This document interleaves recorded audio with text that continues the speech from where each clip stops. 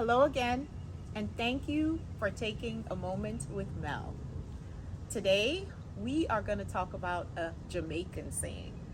The saying is one hand can't clap, or one hand cannot clap. If you think about clapping, whether it is that we are in church or we're at a social gathering or we are at an event, we clap to show our appreciation or when we're really happy. And we need both of our hands in order to clap. So think about that for a minute. Even if you want to try it, one hand can't clap. Now, hold on to that, and we're going to go back to last week.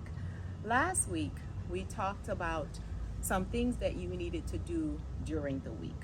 The first thing that you were supposed to do, you were supposed to think about what did love look like in the home that you grew up in. That was number one. Number two was, what did love look like in your first romantic relationship?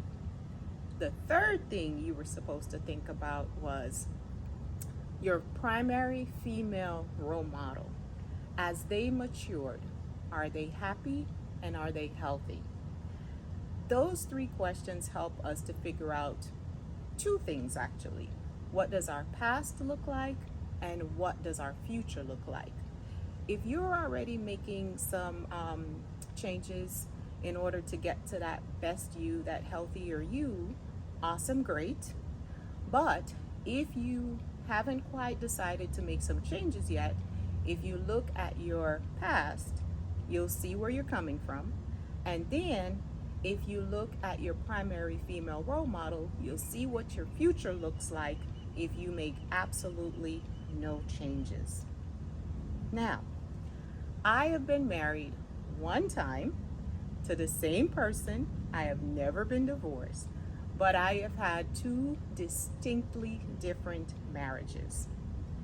The first version of my marriage started out with a beautiful day, my wedding day. It was one of the best days of my life. We had all of our family and our friends there. We had pretty much 225 people there to celebrate us. Now, that was just one day in time. And as life was going on, as the months passed and as the years passed, life started lifing. And we had some things that hit us. And it really helped us to realize that the foundation that we started with was not the best foundation. It was not a solid foundation. It was kind of rocky from, let's say, past traumas from our childhood, and then also traumas from our past relationships. They kind of showed up really heavy once the problems of life started hitting us. So that's when we realized that our foundation was not as stable as we thought it was. Now, in my book, 51 Revolutions to Me, there is a poem about the current version of our marriage. The name of that poem is Soft Place. There is a verse in it that says, "We decided to learn from the past, but not dwell there." At every point in our lives, we have two ways that we could go. We could either continue the way that we have, or we can decide to make some changes. One of the changes that I knew that I needed to make was the fact that I kind of was a little bit nitpicky. If something was either not right or the way that I thought it should be, I would harp on it. And I would just continue to just pick everything out. And it wasn't necessarily the best way for us to have a happy and a healthy relationship, because nobody is going to do everything the way that you would do it. So I had to learn to be quiet sometimes. And I also had to learn to weigh things worth me saying something about, or is it something that, okay, it's not that important, let me just not even say anything about it. So that's one thing. Another thing that I had to work on, and actually this started early in our relationship. My husband is very concerned about our physical safety. So early in our relationship, I had to learn that I had to walk on the inside of our path because he wanted to be on the outside, ensuring our physical safety.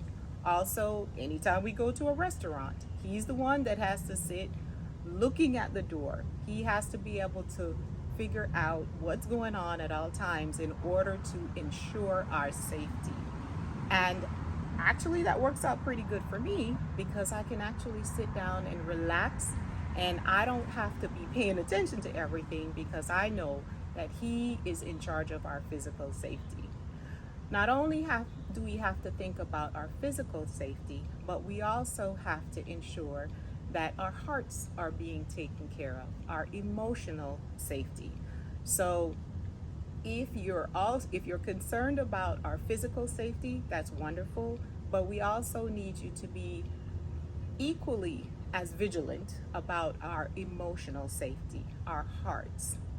So let's say that there is something that you say that you're going to do, or if there is something that, let's say it could be something big, it could be something small, it could be taking out the garbage, it could be paying a bill.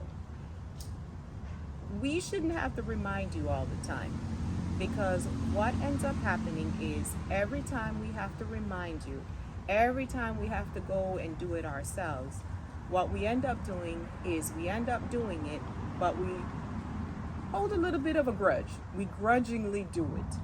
And every time we step out of our feminine, our divine feminine, and go into alpha mode, it takes us a little bit longer to come out of alpha mode. And what ends up happening is eventually we stop coming out of alpha mode. So every time it's something that chips away at your word, then we step into alpha. It takes us longer to step out of alpha, and then we end up eventually not stepping out of alpha at all. Not only does it have to do with small things, it also has to do with big things like fidelity. Now, if you say that you want to be with us, one person, and you're going to leave everybody else to the side in regards to romance, you have to stick to that. We have to be able to trust your word. If you want to be with multiple people, don't say that you want to be with one person. Because if you say you only want to be with us, we're going to trust your word that you only want to be with us. There are more than enough people out there that want to be with multiple people, that if that's where you want to be, then that's where you should be. And we have to trust your word that you want to be with just us. So we have to be able to trust your word. Ladies, you deserve real love and for your heart to be handled with care. Stop being in one-sided relationships and stop being abused. Now, this week, we have another two things that we need to think about. The first thing that we're going to think about is, if absolutely nothing changes, am I willing to live the rest of my life this way? That's number one. And number two, do I have a partner that is willing to work with me and make the changes that we need to make in order for us to have a happy and a healthy relationship? Remember, it takes two hands to clap. One hand can't clap.